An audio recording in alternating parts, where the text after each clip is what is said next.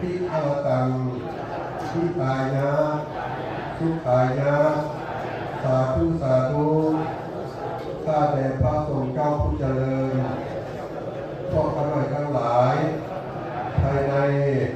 มีคณะสงฆ์เป็นประธานภายนอกมีคณะกรรมการอุปถัมภ์วัดลาวการจัดตั้งสมาคมต่างๆพร้อมด้วยออกตนญาติโยมพ่อแม่เฒ่าแก่น้อยบุญยินทรายจากใกล้และไกลออกอุทิศน้อมถวายพระทหารอาหารบิณฑบาตพาเข้าทิพย์พาเข้าแจกผ้าไตรจีวรต้นกระพือปัจจัยพร้อมกันเครื่องที่เป็นบริวารทั้งหลายเหล่านี้แด่พระสงฆ์ขอนิมนต์พระสงฆ์จงห้ามของพวกข้าพเจ้าทั้งหลายเพื่อให้เป็นทานขอส่งถึงดวงวิญญาณท่านผู้มีพระคุณทั้งหลายบาลีมารดาบิดาปู่ย่าตายายผู้อุปสาสามีภรรยาพุทธีพุทธาตลอดสรรพสัตว์ทั้งหลายทุกคนจงได้น้อมเข้ามาอนุโมทนาจงหักละเอาผลบุญกุศลที่ลูกหลานได้อุทิศให้แล้วในวันนี้เหมือนกันตนได้กระทำเอาเองนั่นเถิดถ้าได้รับแล้วถ้าตกทุกข์ขอให้พ้นจากทุกข์ถ้าเป็นสุขแล้วขอให้สุขนี้ยิ่งขึ้นไปตามที่ตนปรารถนาเอาไว้แล้วทุกประการขอผลบุญผลศีลผลทานพวกข้าพเจ้าทั้งหลายได้กระทำบำเพ็ญมาแล้วในวันนี้ขอจงเป็นฆราวาสปัจจัยเป็นอุปาณิสัยตามทรงต่อเนื่องผลทางพระนิพพานถ้าการจำเป็นขอได้ถึงแล้วถ้ายังเวียนว่ายตายเกิดอยู่ในชาติภพใดๆก็ดีขอให้พวกข้าพเจ้าทั้งหลายเป็นผู้สิ้นจากกิเลสเครื่องรองสันดานให้ได้เข้าถึงมรรคผลนิพพานในชาตินี้หรือชาติหน้าตลอดชาติอย่างยิ่งจงถึงความพ้นทุกข์ถึงพระนิพพานทุ่งเถิดสาธุสาธุสาธุสาธุ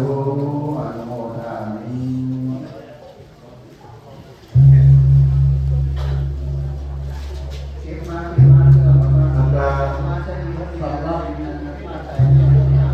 ตรงกระพึกน้อยนะตรงกระพึกน้อยราคาไทยเอาเข้ามาอันนี้นะประมาณเกณฑ์เพิ่มมาอันนี้นะ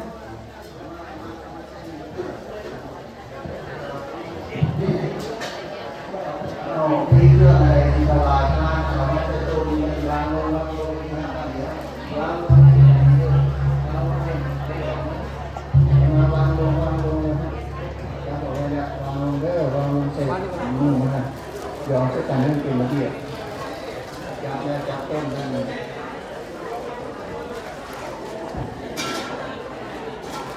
เอาเข้ามา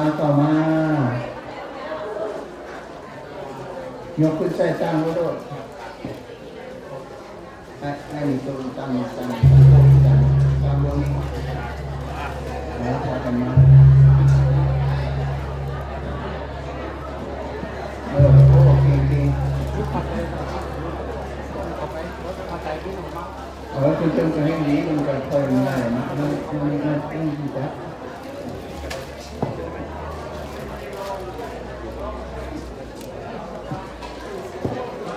ตุนคนมาได้ตุนคนมาได้ตุนคนมาได้นี่นะครับ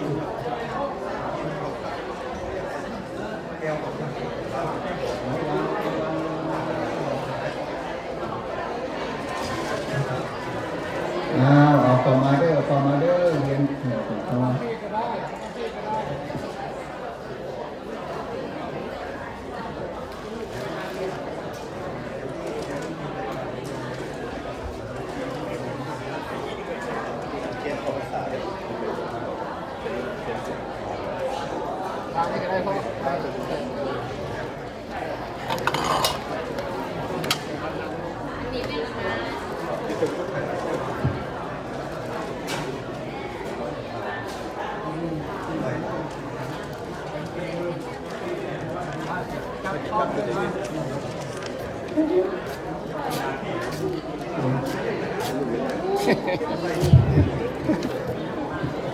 วังระวังลงจะรู้พวกที่จะได้นะป้าไม่ได้เราจะได้หมดกับยุ่งหมดกับไม่ได้หมดไปจะยุ่งก็ได้พอเราจะได้ไปขึ้นทางนี้เด้ออนุโมทนาสาธุยามุเด้ออันนี้สองสามสาธุสาธุสาธุสาธุสาธุเอามา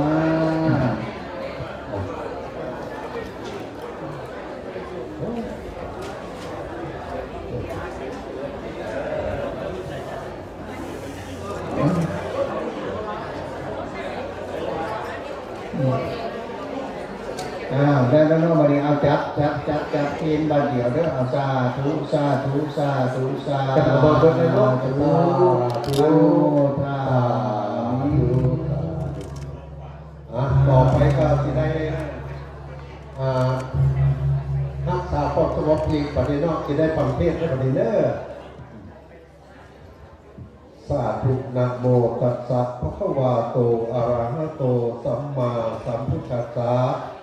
นะโมตัสสะภะคะวะโตอะระหะโตสัมมาสัมพุทธัสสะนะโมตัสสะภะคะวะโตอะระหะโตสัมมาสัมพุทธัสสะเตปิตะกังพุทธวจานังกัมพีลังสุทธสังอนุนิยานิกังสุเทสิตังเทเสตุธรรมมุตตะมังวรังสักกจังอุกาสะอรัตนังกะโรมา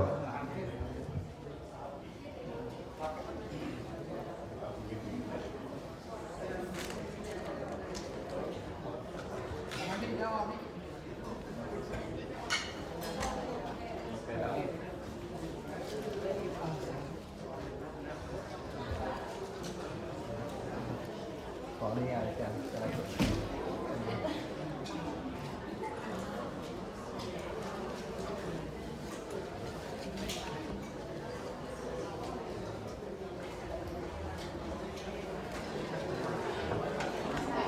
ขึ้นยากขนาดเลยนี่ถ้าทีนี่เด่นนั่งย้อนขาเลย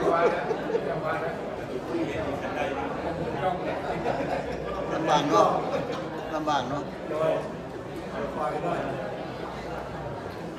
บางทีได้มีผู้ใดผู้หนึ่งไหมยกซอยกันได้นี่อุ้มขึ้น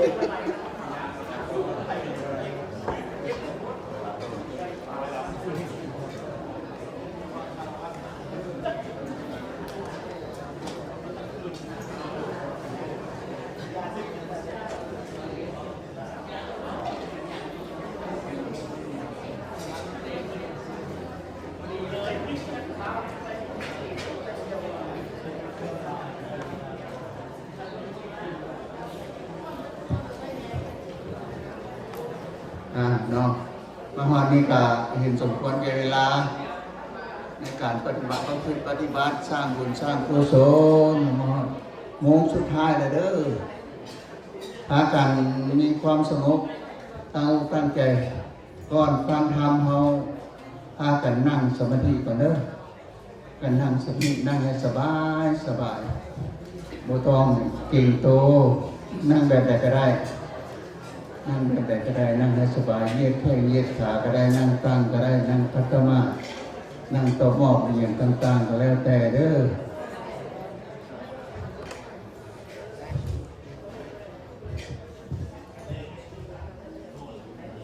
พากันตั้งใจปฏิบัติเด้อนั่งสมาธิเคยมุทุกคนอะไรเนาะมาบุญเรื่อยพากันนั่งปฏิบัติเอาเลยเด้อจักเล็กน้อยเพราะว่ามันจำเป็นได้กันบนนั่งสมาธินี่มันจะสงบเลยมีแต่แซวอยู่ตลอดเวลาได้ฟังธรรมบูชาอย่างพากันตั้งใจปฏิบัติอยู่ในตัวเองเด้ออยู่กับลมหายใจสะก่อน ละทุกสิ่งทุกอย่างที่อยู่บ้านอยู่เมืองอยู่บ่อนมันยุ่งมันยากบ่อนทรัพย์มันสนที่แจเอาไปคนอื่นเอาก็ดึงมาอยู่กับลมหายใจเด้อหายใจเข้าก็พูดหายใจออกก็โทคืออาจารย์เคยได้สอนมาแหละพร้อมกันตั้งใจเอาระยะหนึ่งได้สั่วสร้างภาพหูงูและปริงก็เป็นงานประเสริฐได้เรื่องกันอันนี้การนั่งสมาธิเนาะมันเป็นสิ่งสำคัญในการดำรงชีวิตของพวกเราในพุทธศาสนาของพวกเรามันมีศีลสมาธิและปัญญาเพราะฉะนั้นเราตั้งใจเอาน้อยหนึ่งเนาะโอ้อยู่ทางนอกเป็นไงเนาะบอกกันในเด้อคือว่าแซวแต่อยู่ทางนอกบอกกันได้ที่อยู่ทางนอกให้ป้าก่อนให้เศร้าก่อนเด้อเหตุอย่างก็ดีให้มันเป็นเสียงที่ดังพากันอยู่ในความสงบซะก่อนเอาสาธุ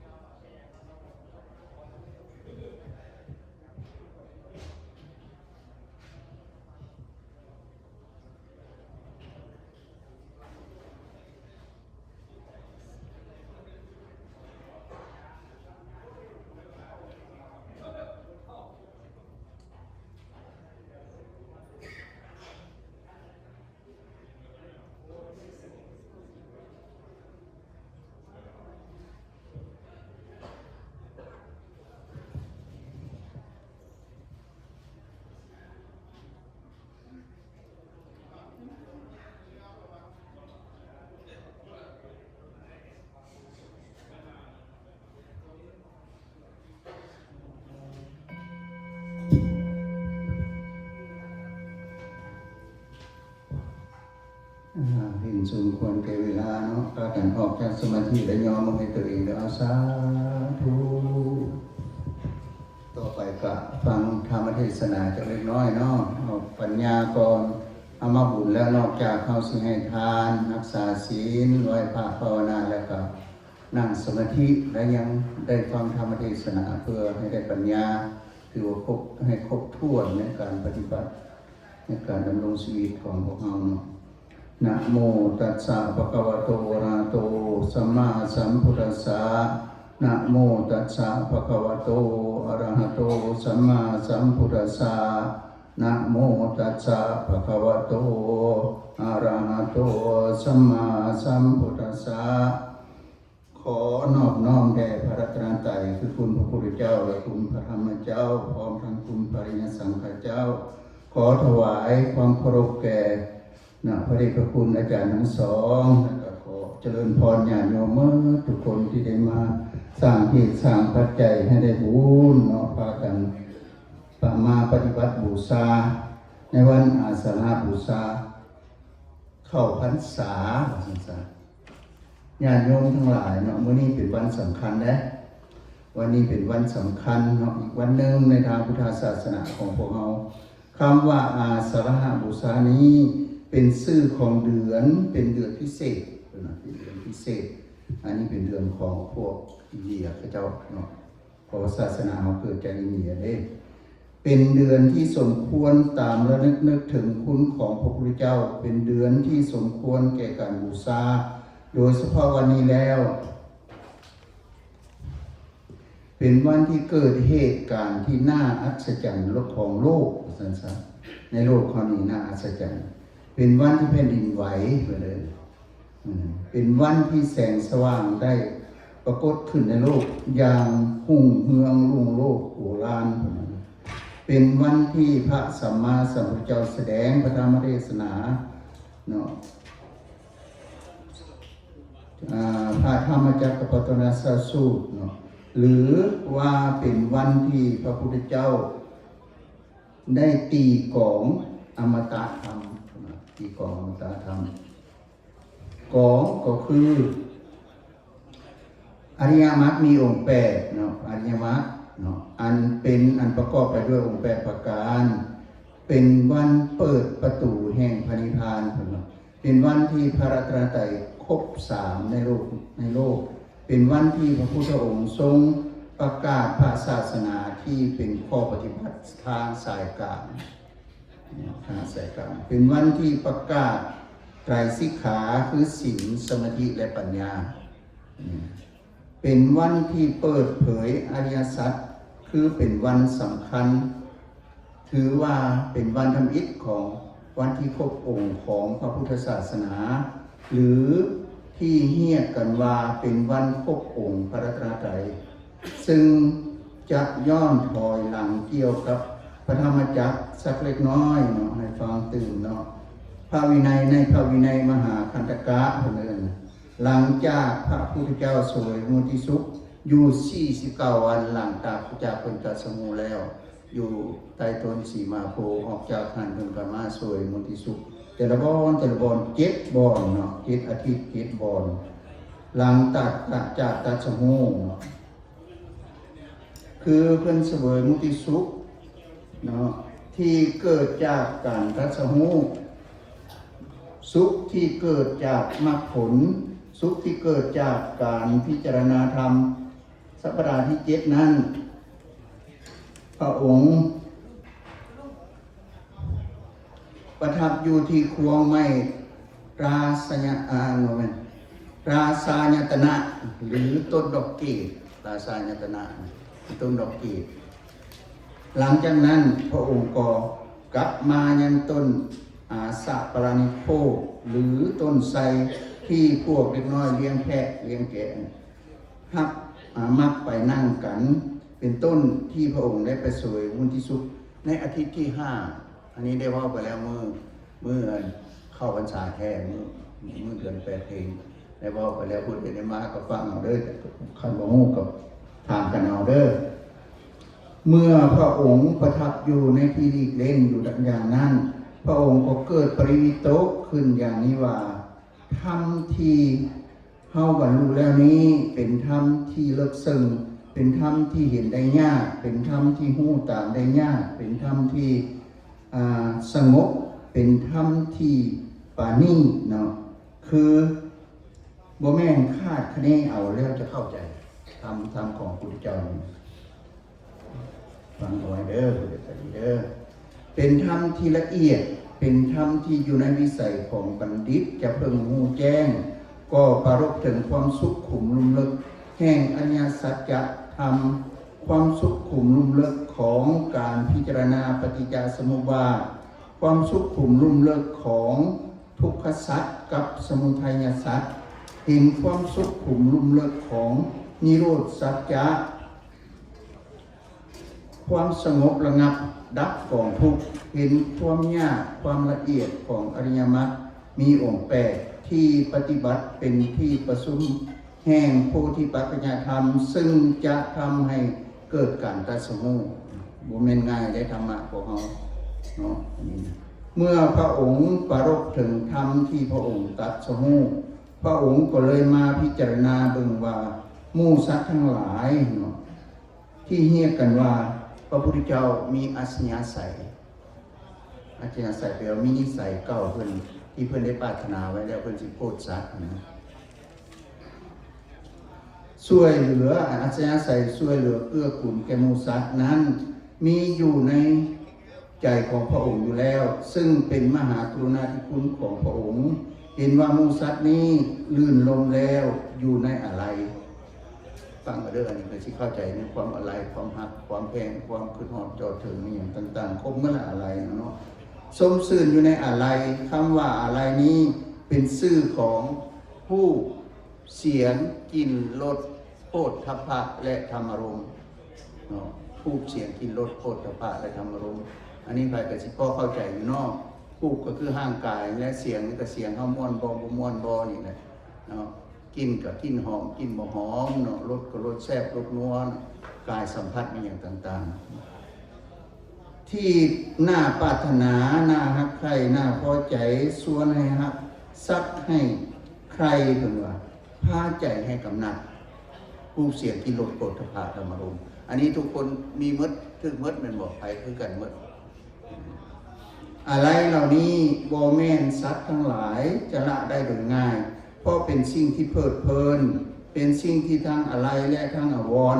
ก็เลยเป็นธรรมที่นักเป็นว่านักอันธรรมที่เขาจะฮู้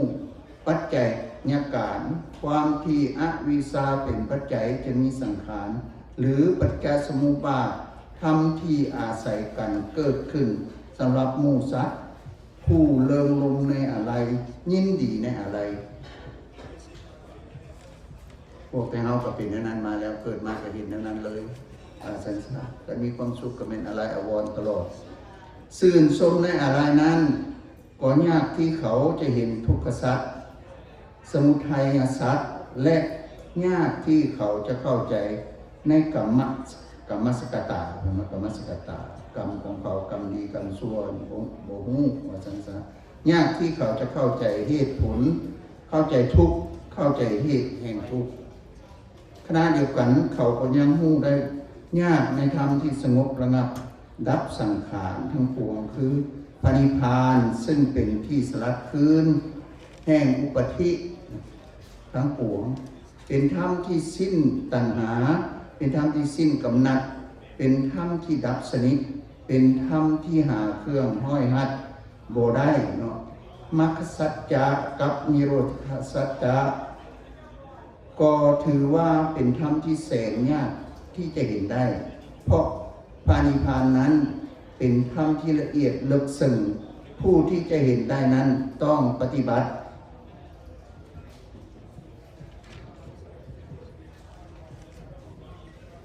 อยู่ในปฏิปทาที่ถูกต้องสายกลางเพิ่นว่าอันนี้แม่นอยู่ในสายกลางกันนะทุกสมุทัยนิโรธมรรคนั่นแหละเป็นทางสายกลางเนาะอยู่ในนี้ข้อให้ใจความของพระธรรมจักรกับปวัตตนสูตรฟังเอาเด้ออันนี้เด้อ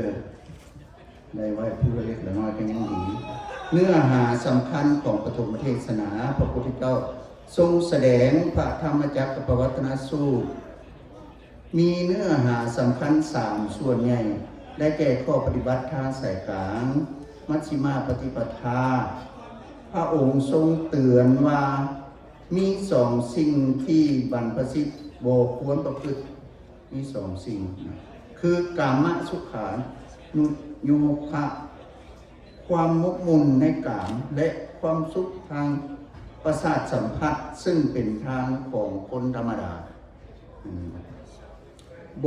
บ่สูงทรงและบ่มีประโยชน์ที่แท้จริงอันสองอัตตกิลมัฏฐานุโยคะ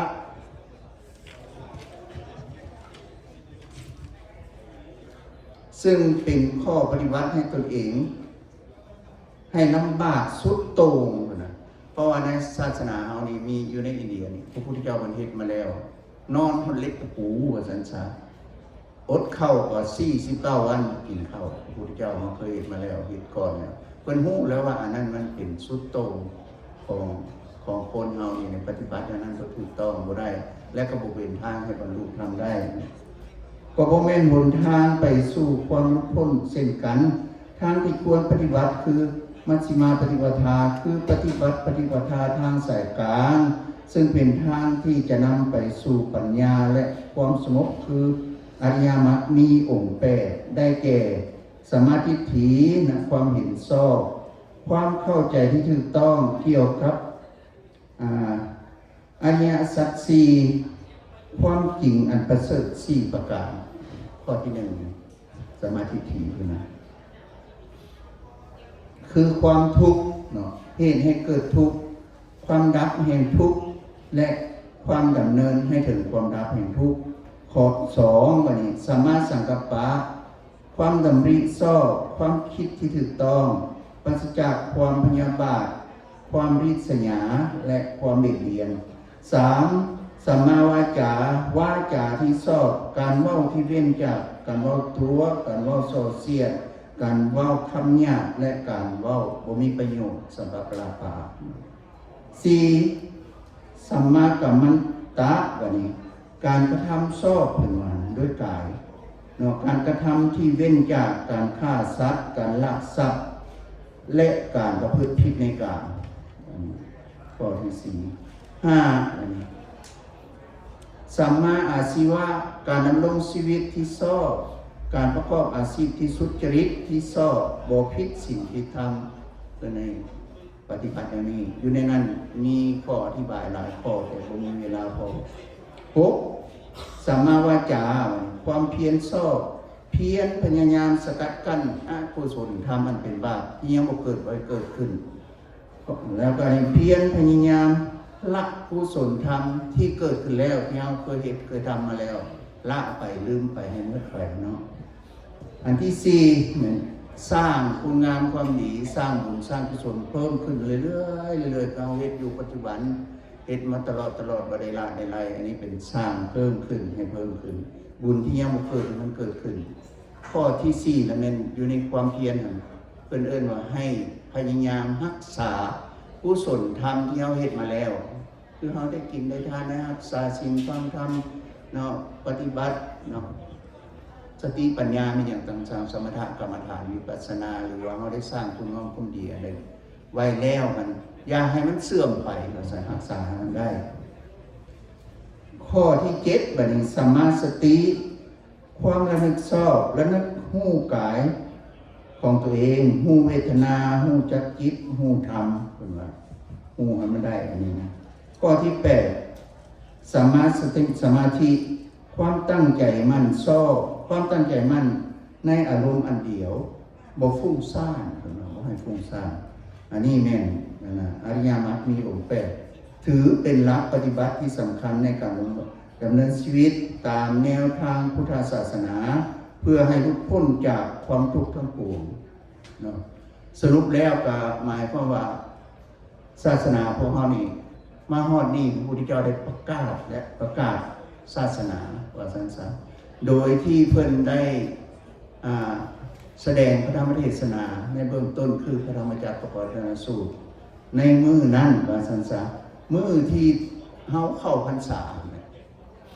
ในคืนวันเพ็ญเดือน8ตอนแรกเมื่อนั้นเพิ่นไปฮอดแล้วเพิ่นก็เทศนานี่ในเมื่อเพิ่นเทศนาจบลงไปแล้วมีผู้บรรลุธรรมมีผู้เดียวที่บรรลุอยู่ในตอนเพิ่นเทศนาเนาะคือโกณฑัญญะเพิ่นเอิ้นโกณฑัญญะได้ฮู้แล้วเนาะโกณฑัญญะได้ฮู้แล้วเนาะอันนั้นเป็นฮู้เพียงผู้เดียวได้ผู้เดียวเท่านั้นเป็นพยานเป็นหลักฐานให้แก่เพิ่นว่าธรรมที่เพิ่นได้ศึกษาได้เรียนมานี่ได้มาประกาศนี่เป็นธรรมที่ประเสริฐสุดช่วยคนได้ว่าซั่นซะช่วยมนุษย์ที่ตกทุกข์ในยามนี้ได้ให้หลุดพ้นจากความทุกข์บัดนี้มื้อในคืนมื้อนั้นหั่นมีเทวดาและพรหม18โกฏคือเฮานี่เมื่อทุกคนอยู่นี่ต่อหน้านี่กันเฮาบ่ได้บรรลุธรรมอันใดอันหนึ่งต่อไปนี่แปลว่าเฮาก็ยังได้สิได้เป็นแบบลักษณะเป็นพรหมหรือเทวดาในอนาคตถ้าบุญเฮาบ่เสื่อมพอเฮ็ดตลอดเด้แล้วเฮาสิไปบรรลุเพื่อนครับอันเพิ่นเทศนาเบื้องต้นเนาะ18โกฏบ่แม่นน้อยได้18โกฏ 10 ล้านเป็นโกดเนาะก็ถือว่าสมควรนั่นแหละแล้ววันนี้มนุษย์เฮานี่มีแต่ผู้เดียวเป็นผู้ทำในนั้นหันคืนมื้อนั้นหันยังมียักษ์ซาตากิริยักษ์หันมาฟังธรรมอยู่ในหันแต่ขึ้นฮอดเชี่ยวเลยบ่ได้บรรลุเพิ่นกับลูกน้องเพิ่น500เหาะไปสิไปรับเอาเชี่ยวมาฟังธรรมเนาะไอ้เชี่ยวเพิ่นไปเห็นอยู่ป่าเอราวัณนั่นเพิ่นว่าป่านั้นเกิดดอกไม้ดอกหยังเกิดขึ้นน่ะป่าไม้สวยสดงดงามขึ้นแต่ว่าวันนี้เพิ่นก็ขึ้นฮอดเชี่ยวอีกอันนั้นก็ดีว่าโอ้ยสิไปฮ้องเอาเชี่ยวมาเบิ่งก่อนเหาะกันมาฮอดอยู่กลางกรุงราชคฤห์หั่นมาล้มกันอยู่ในหันว่าโอ้พระพุทธเจ้าได้ตรัสรู้แล้วเด้อจะไปฟังพระพุทธเจ้าแม่นแท้บ่แต่โอ้ยเฮาก็มีดอกไม้มีหยังเพิ่นจะให้ไปเบิ่งล้มกันไปกันมาก็เลยผู้อยู่ตารางนะมันอยู่ในลุ่มนะมีผู้หญิงผู้หนึงถือพามาถือบุญเพิ่นมีนะออกไปแพ้ท้องไปออกไปซ่านมนต์ไปได้ยินเสียงญาติเพิ่นลงกันเกี่ยวกับพระธรรมจารย์นี่ผู้หญิงผู้นั้นก็บรรลุอีกถือว่ามี2คนในคืนมื้อนั้นน่ะของคนแท้ๆได้บรรลุธรรมคืออย่างนั้นแล้วหลังจากตื่นเช้ามาตอนเช้านะพวกโบแมนนะจากนั้นพวกยักษ์2 ตัวกับลูกน้องก็ไปฟังธรรมก็บรรลุได้โสดาบันหมดเลยทั้งหมดบรรลุธรรมหมดเลย แล้ววันนี้ตื่นเช้ามาพาตัวนิยะขอบวชแล้วก็เลยได้พระส่งผู้ที่ทำอิฐของโลกนะได้เกิดขึ้นในศาสนาของเราต่อมามื้อที่2ก็เป็นวัปปะบรรลุมื้อที่3มันเป็นพัทยะเนาะจังพัทยะมหานามาและอัสสชีเรียนมือกันมาว่าซั่นซะอันนั้นใน5 องค์มันสำเร็จแล้ววันนี้มาฟังธรรมสุดท้ายก็เลยได้บรรลุเป็นพระอรหันต์เนาะคือในหันเพิ่นก็เอาอนัตตลักษณะสูตรมาเทศน์ให้ฟังแล้วก็อนิจจลักษณะสูตรและอนัตตลักษณะสูตรใน2อย่างนี้หมายความว่าเป็นสิ่งที่บ่เที่ยงในทุกสิ่งอย่างดีก็บ่เที่ยงชั่วก็บ่เที่ยงเฮ็ดหยังก็บ่เที่ยงนะแล้วก็พร้อมกันนั้นก็บ่มีตัวบ่มีตนบ่แม่นอัตตาของเฮาเนาะบ่แม่นของเฮาบ่แม่นตัวแม่นตนของเฮาทั้งหมดนี่ในชีวิตของเฮานี่พอมีเกิดขึ้นแล้วตั้งอยู่แล้วก็ดับไปบ่มีหยังเหลือไว้แล้วมื้อนี้ได้ลงกับพอเพิ่น น้อยหนึ่งว่าเดี๋ยวนี้พยายามรักษาตัวเองแล้วก็พยายามมาวัดเนาะศึกษาธรรมะเนี่ยเป็นของใครของมันเด้อธรรมะบ่แม่นผู้ใดซอยเฮาได้ผู้ใดเฮ็ดผู้นั้นได้พ่อแม่เฮ็ดกับพ่อแม่ได้ลูกเต้าเฮ็ดกับลูกเต้าได้ผู้ใดเฮ็ดก็แม่นผู้นั้นได้เรื่องธรรมะผัวเมียคือกันคันท่าว่าอยากได้เหมือนกันเมียมาบุญเฮ็ดบุญแล้วกลับมาบ้านผัวเห็นสาธุโมทนานำเด้ออันนั้นได้บุญนำกันเนาะแต่ก็บ่ท้อผู้เฮ็ดตัวจริงเพราะมันจิตเฮาเป็นพื้นฐานในการรับเอาธรรมะของพวกเฮามันสิไปของเฮาตลอดเลยเนาะเงินคำกำแก้วอย่างต่างๆที่เฮาหามาได้มันบ่ได้ไปของเฮาดอกมันบ่ได้ไปของเฮาเปลี่ยนให้เป็นอริยทรัพย์แล้วเป็นของเฮาในตัวในจิตในใจเฮาแล้วเฮาจึงได้ไปนำในทุกสิ่งทุกอย่างเพราะฉะนั้นพากันชื่อเอาไว้อันนี้นะแล้วก็พากันไปปฏิบัติเนาะว่ามาเฮานี่ก็เห็นสมควรแก่เวลาบุญปีนี้ก็ยังพ่อก็ดีอกดีใจเด้อขอโมทนาน้ำญาติโยมทุกคนรู้สึกว่าหลายเป็นพิเศษได้บุญเข้าพรรษาปีนี้เนาะนั่นบอกมอบสมบูรณ์คิดว่าเพราะว่าผ่านมาแต่ยังพอบวชมาว่าท่านเห็นหลายปานนี้ก็เกือบอันนี้ถือว่าสมมาพระควรมีอกดีใจกันเด้อที่ญาติโยมได้สละเวลามาเฮ็ดบุญเฮ็ดกุศลสร้างปัจจัยให้ได้บุญและก็ขอให้ทุกคนมีความสุขความเจริญเนาะมีความสามัคคีฮักแพงกันเนาะดำเนินชีวิตให้ถูกต้องตามคำร้องของธรรมคืออริยมรรคมีองค์8ที่ได้เทศนาให้ฟังมาแล้วเนาะก็ตั้งจิตประจำเอาไว้ปฏิบัติได้ส่วนใดส่วนหนึ่งในการดำรงชีวิตขอทุกคนจงปรารถนาสิ่งใดขอให้เป็นไปเพื่อสอบประกอบด้วยคุณงามความดีแล้วก็ขอให้จงได้รับแต่ความเจริญ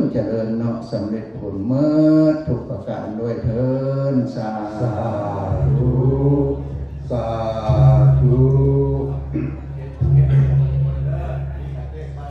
เขตกันเทศเนี่ยตั้งอกตั้งใจ เราได้สร้างนำกระทำบุญแล้วเนาะได้มาแล้วพยายามเทศกันเทศสา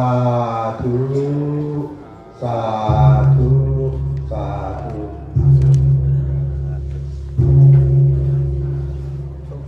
ต่อไปก็ขอประชาสัมพันธ์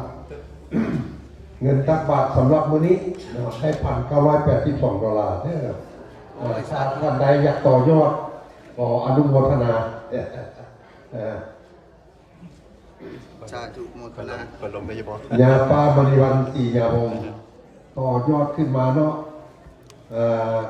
ได้2,000นี่ตัวนี้นะ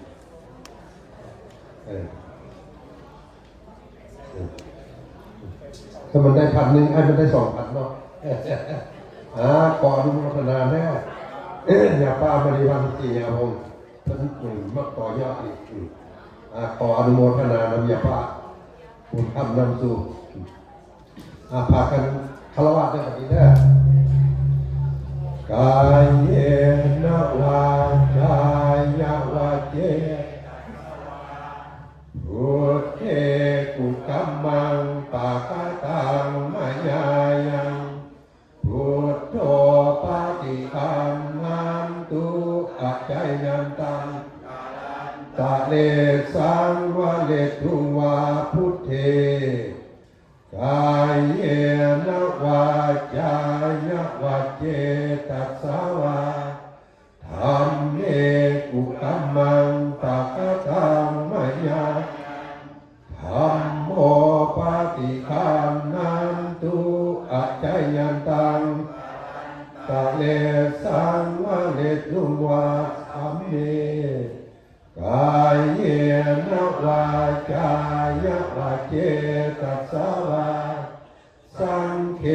กุกัมมังปะกะตังมายาสังโฆปะติคันนันตุอัจจายันตังตะเลสังวะเลตุวาสังเคก่อนจะให้พรเนาะขออนุญาตอ่านรายชื่อจะสถานโมทนาเพิ่มเติมขอโมทนาครอบครัวของยานางเพ็ญสวรรค์สุธรรม$1,000ทานฝนตาสุรินทร์$100พอออกบุญล้วนสิทธิเดชพร้อมครอบครัว$100บาลีดวงมาลา$22ทานสาวบานุวงศ์$50โคงน้อยน้อยพร้อมครอบครัวคุณบริระบุจำนวนเนาะครอบครัวทองพาณิชย์ครอบครัวทองวิไลจะบริระบุจำนวนเอาไว้เนาะนางน้อยบุญมี$30พร้อมครอบครัว$30แล้วก็ครอบครัวแม่มณีวันศรียวงศ์พระสิทธิเดช$100ท่านแกนพร้อมครอบครัว$100ครอบครัวคำมณีมัทวงศ์ศรี$200กะอันนี้เป็นรายชื่อเนาะกะอนุโมทนาสาธุโอ้สำหรับทอน้ำบ่ทอน้ำสปริงเมอร์บ่โอ้อนุโมทนาสาธุเนาะเมื่อหน้าสิได้เฮ็ดรูปสิบ่ยอมแล้วอนุโมทนากะเมื่อมามีหนังสือธรรมะเป็นวารสารเกี่ยวกับโซฟาการเฮ็ดพิมพ์มาประมาณ100หัวแล้วก็ให้ยาทานทองดีไป25หัวเหลืออีกสักประมาณ70กว่าหัวอยู่เทิงโต๊ะพอบุญทันนำเป็นภาษาลาวแน่ภาษาอังกฤษแน่ก็ผู้ใดอยากรู้ประวัติเกี่ยวกับยอดโซฟาก็ไปหยิบเอาอ่านได้ตามสบายแจกฟรีให้ละลาไม่ออกบ่คิดเงินสิหยิบอ่านหรือสิก็อ่านดีบ้างก็ได้เนาะเอาล่ะจะได้ต่อไปจะได้ให้พรเนาะนะโมตัสสะภะคะวะโตอะระหะโตสัมมาสัมพุทธัสสะนะโมตัสสะภะคะวะโตอะระหะโตสัมมาสัมพุทธัสสะนะโมตัสสะภะคะวะโตอะระหะโตสัมมาสัมพุทธัสสะอนิจจวัฏสังขาราอุปาทวะมิโลอุปาสิตวานิโร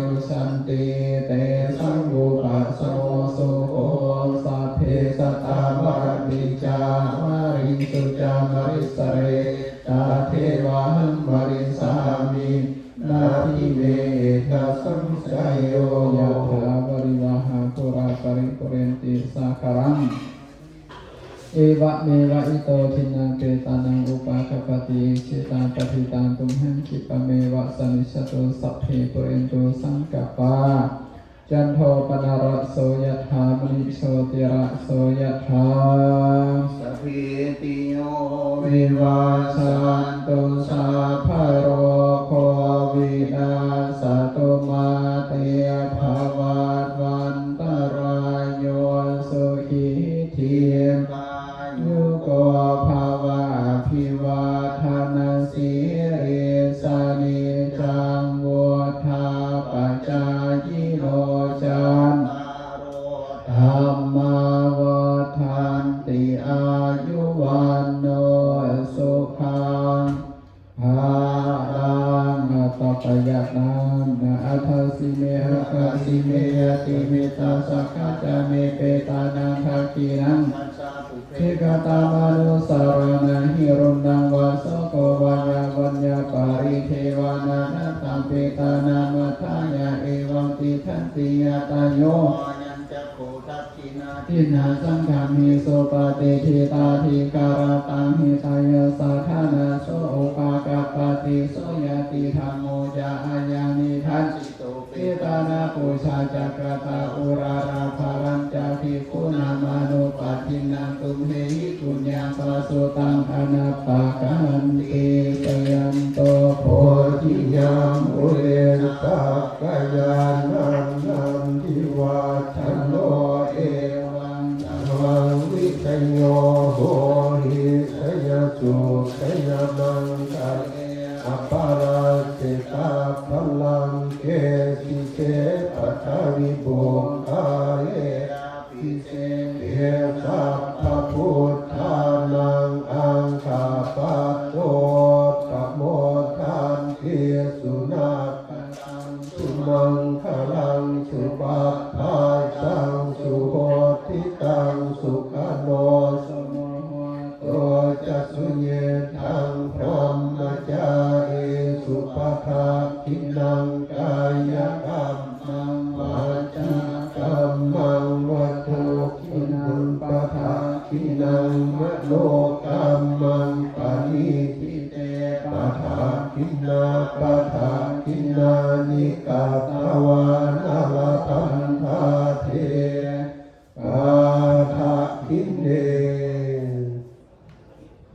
สาธุสาธุอิมังทิฏฐวาลังปฏิคันหามาทุติยามปีตาติยามปีอิมังทิฏฐวาลัง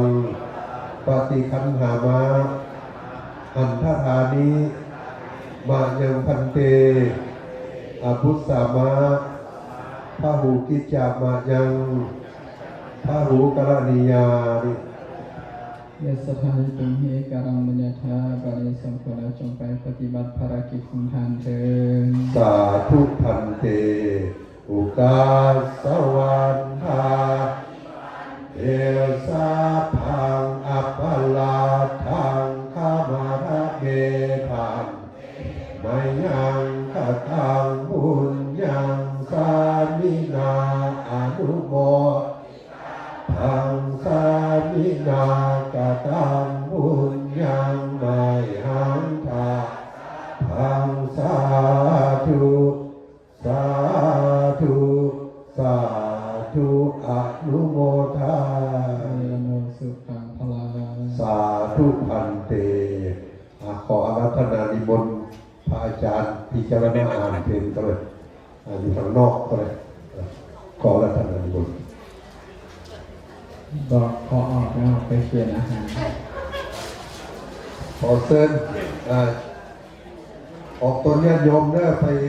เคนพระเพนอยู่ข้างนอกเนาะพากันไปผู้เฒ่าผู้แก่นอนอยู่ยิงทรายผู้ใดกันคือกันนั่นแหละได้สร้างอาหารเพนมาแล้วก็ต้องได้ไปเคนให้ครูบาเนาะให้มันสิ้นสุด ให้มันคิดให้ถึง